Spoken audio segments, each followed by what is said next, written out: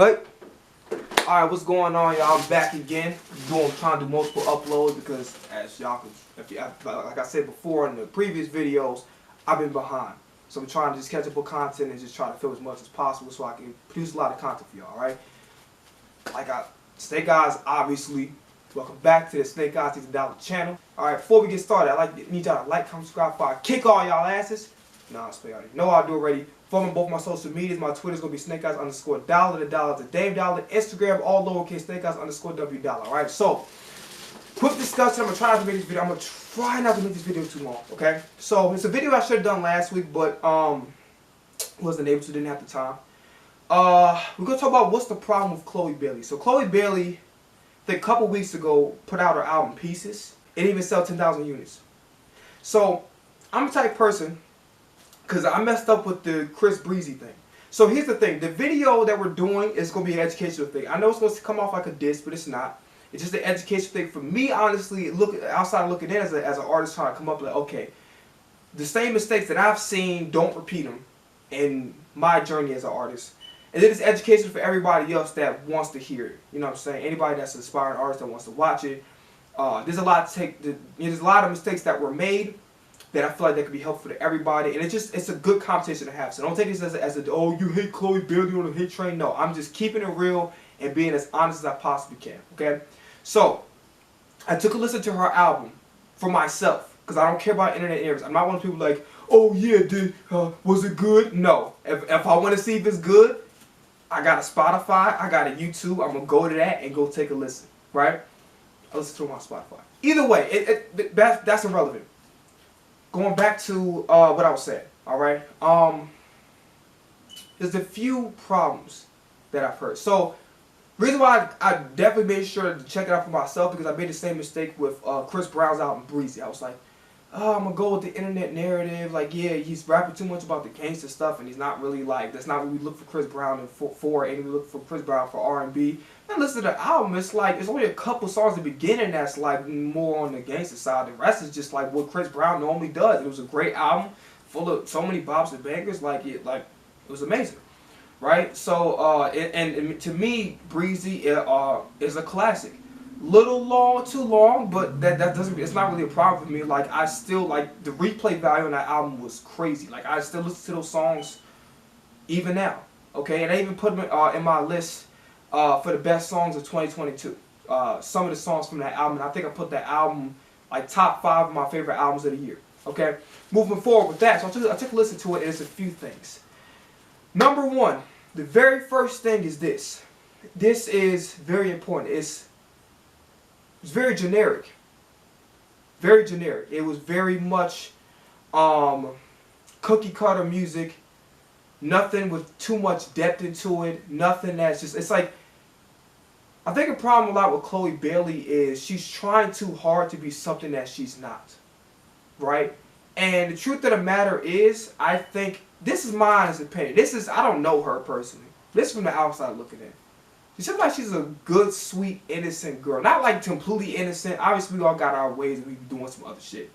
But she just seems like a good girl, but she's trying to fit into like this, this Megan Thee Stallion, I'm a bad bitch kind of lane, and it's like she's appealing too hard to that particular audience, like the city girl archetype. She's trying to appeal to that audience very hard, and it's not coming off authentic, because I truthfully don't think, based on how her delivery was in her music, and how she comes off from the little bits and pieces of interviews that I've seen, she's trying too hard to cater to the audience. She's trying too hard to pass herself as somebody that I don't think that she is. And some people do a great job of hiding that. Some people make music that's so good that you kind of ignore that. But listening to this album, you really could ignore it because it was so present in the music. It was like, it felt like a lack of true authenticity. It felt like a lot of pandering, a lot of trying to make generic cookie cutter music. And trying to just, be dead. You can hear the beats. It's like the beats didn't sound like this. Okay, I really thought about the production of this album. The beats was like more like, no, I'm desperate to try to get something to click. That's what the production. If you ask me, That's what the production of the album was. I'm gonna be honest with you, and I'm all for everybody being versatile, but the problem with your versatility is this: you gotta excel in that, or at least be really good at it. But when you're trying different lanes, it's not clicking. Like, she's trying different flows, melodies, and cadences, and it's like she's trying to show us that she's developed in her artistry, but it don't hit. It comes off very like, and also when she's switching these flows and stuff, it's hard to, sometimes it was hard to hear her because she's not enunciating the words. And then she would do that a lot with the hooks. And boy, let me tell you something about them hooks. Them hooks were not good. Not at all. I'm being honest with you, it was not good. Like, Cheat Back was by far the superior song on that album. And it was the hook was perfect for that. The rest of the hook writing, it was very mediocre. I'm not gonna lie to you. The hooks were mediocre. Like, so some of the hooks on the songs, I remember which song. I don't really, because like sometimes when you hear an album that disappoints you so much, you don't even care to like go re-listen to it. Like, okay, let me go re-listen to it and try to pull off some titles so I can do this with video. I'm like, I'm not even gonna do that because it's not even worth my time to go listen to.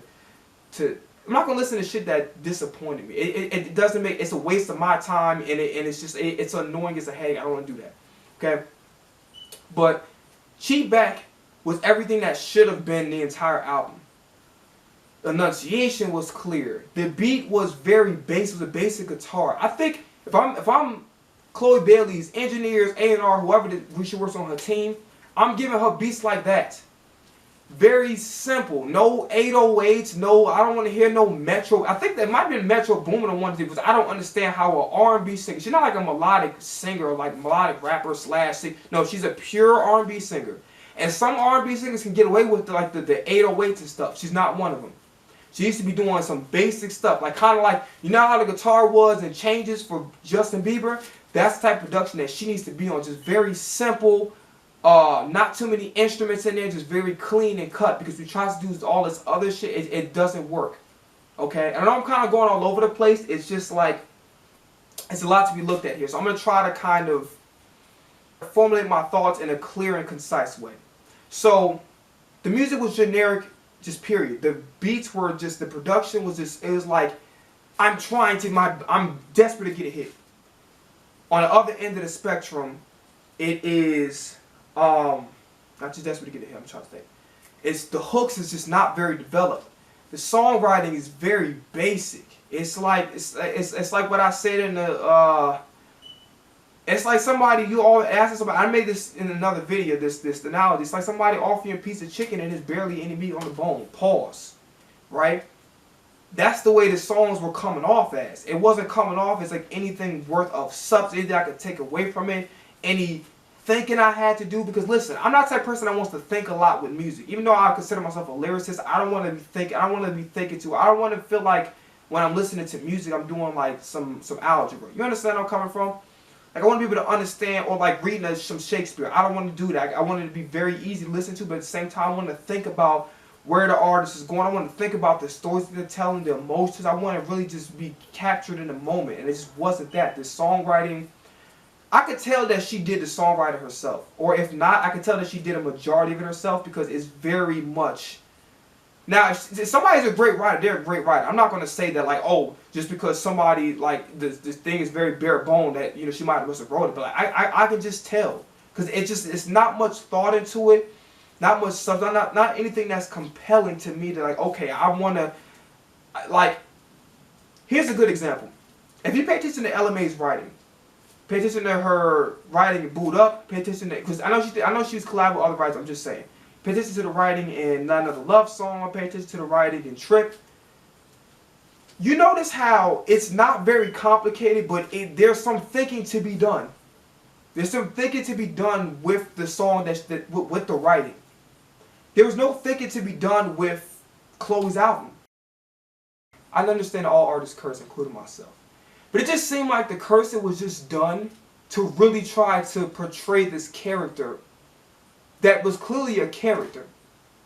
There was nothing about her real life. See, this is what the best music is, right? I understand that as artists, we have to be playing a character in a way. We're not going to put all of 100% of who we are in our music just for entertainment purposes. I understand that. But it sounds like she was playing a character. It sounds like she was acting like herself or the person she's portraying instead of showing me who is this person.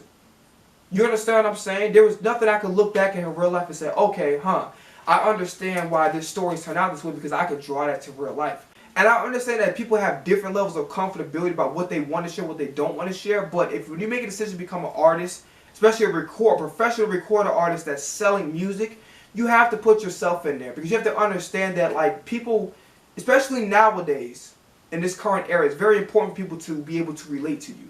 If I'm listening to music and I can't relate to you, or you're putting stuff in there that I can't just draw back, it makes me very hard to like, as a listener, to kind of make me stick with the artist. I'm not saying you gotta do a bunch of content and shit. Like, just make good music, okay? You ain't gotta do a bunch. Like, I don't really care about the content like that. Just make some great music, all right? But also, don't leave me kind of in the dark. I'm just like, okay, you're just making music, and it's just like there's nothing that I could like say, okay, like, cause I don't know. It's a certain type of feeling you get as a consumer when you can hear something in a song, and it's like, okay, I could draw that back to what I know to be the artist or the real life person and their experience. If there's nothing to draw to, it's like fans don't stick. Especially nowadays in this era, they're not going to stick if you don't have anything real life to be drawn to music. You know, the music has to have this. It doesn't have to be everything, but the music has to in some way be parallel to what your life actually is. Obviously, Cheap Back was different. Future surprised the hell out of me. I didn't expect him to do as well. Yeah, he had a little bit of vocals here and there. Like, I was impressed. So I like Cheap Back. Everything else was just like, nah. Okay. Somebody said that, you know, Columbia dropped the ball on the rollout, which has some validity to it. Then again, it doesn't, because it's always up to the artist to be creative. The artists are the boss. No matter what situation they're in, the artists are the boss. It's their responsibility and it's their job to make sure that it's marketed properly. You know your fans better than everybody else, okay? You should know your brand. You should know what audience you're catering to. You should know what they like, what they dislike, what they want to hear, what they don't want to hear. It's your job as an artist. It's not your A&R's job. It's not your manager's job. It's not the PR team's job. It's your job. It's your responsibility as an artist to figure out why your fans like you and what your fans want from you, what your fans don't want from you. And if you decide, hey, I do what the hell I want to do, cool. There's consequences to those actions. The consequences is you're going to lose those fans. And you'll lose fans to the point where you won't even have a career because nobody's hitting that play button. Or they won't hit the play button as frequently as they did. Only the people who really, really fuck with you heavy is going to stay with you. Everybody else is just going to just disappear. Okay? So, Chloe deserves blame here because it's like you can't rely on corporate or everything be handed to you, be saying, here, I'm giving you no, you got to take it upon your own hands. When you have a chance to, when you're releasing your first LP, right, and if it's something important to you, you're going to do everything you can to make sure it is a success. Same way that DDG, I'm not saying that because Hallie is his girlfriend, sorry, I'm not saying that. That's the first thing that comes to mind. So when he released the Moonwalking in Calabasas, he didn't wait for Epic. He released it on DistroKid, and then it blew up, and then the label got too late, right? When it comes to Kehlani, and it was good until it wasn't.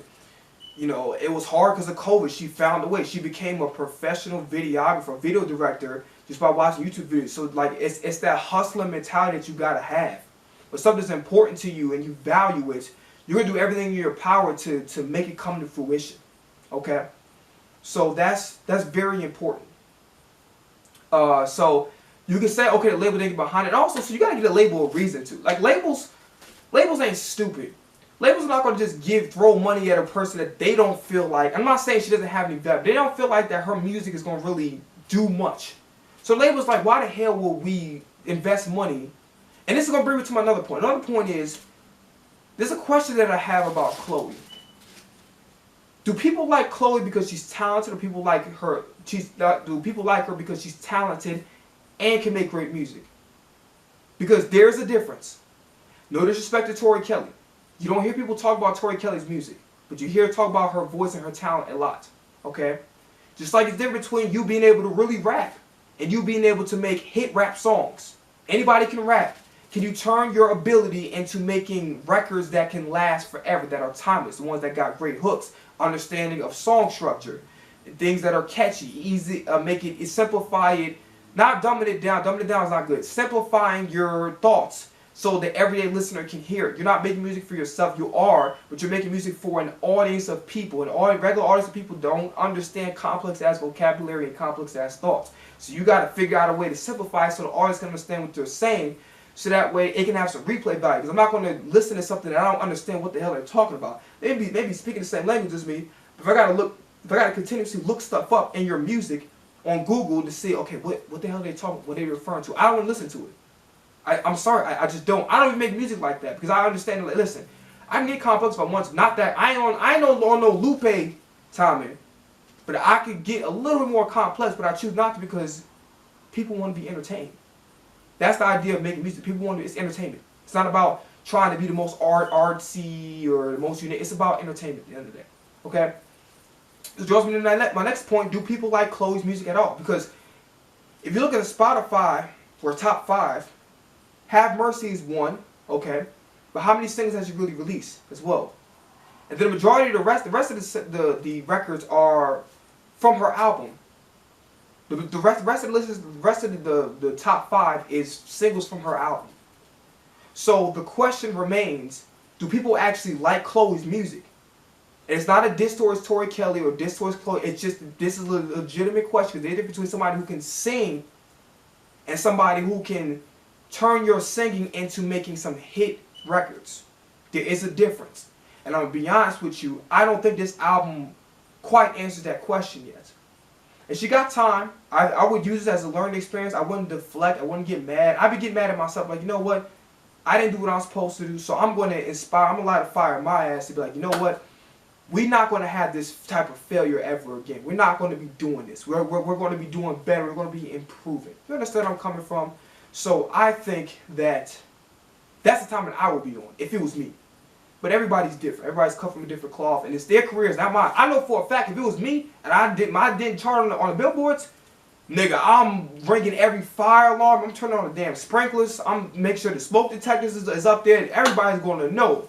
Like it's going to sound like a damn fire drill, but like we gotta come together. Like, yo, listen, emergency action plan. We ain't even chart. What happened? Did I not market enough? Is the music not good enough? Is the branding not on point? Am I not telling enough of my story, my music? What's going on? This is me. So instead of deflecting, I'm going to go put some action behind those words. So, I mean, that's pretty much it. I mean, I'm sorry if my thoughts were all over the place. Remember, I did a long ass video beforehand, so I'm trying to do 2 uploads in one day. So if my thoughts were a little bit all over the place, I hope it makes sense to everybody. Okay. And it's not a diss towards anybody in this video. This is just an educational, informative video. And me as an artist looking at another artist and saying, you know what? I'm looking at some stuff that they're doing, and I know what I can improve on or what I can avoid as an artist so I can be successful. And it's kind of just to have a great conversation. That's what really this video is. It's not about dissing, but it's about having a great conversation and me just giving my opinion, all right? I'm out of here, y'all. Brother got bitches, but I have a big bank account. Probably didn't say that correctly. Make sure y'all donate in that GoFundMe link down in the description, okay? Streamlabs, loot activity if you haven't. The One and Lost Cause are both remastered. Put back on streaming platforms, on all streaming platforms. Please go stream that, alright? Go check out the Eagles video if y'all haven't. It's dope. It's the pre-draft video. I have the post-draft video sometime during next week. It's going to be much shorter because I have a lot going on. And the Kehlani video is coming along. Finish the research. Just got to start filming, alright? I'm out of here. Peace. Right? La, la, la, la, la, la. Ooh. We can do whatever. Tell me what's your pleasure. You know ain't no measure. Legs out like a stretcher. Ooh, I'm trying to get behind it. Sucker for love, she blinding. Nigga like me, where you gon' find it? Autograph the boobs, I signed it. Ain't no use complaining. You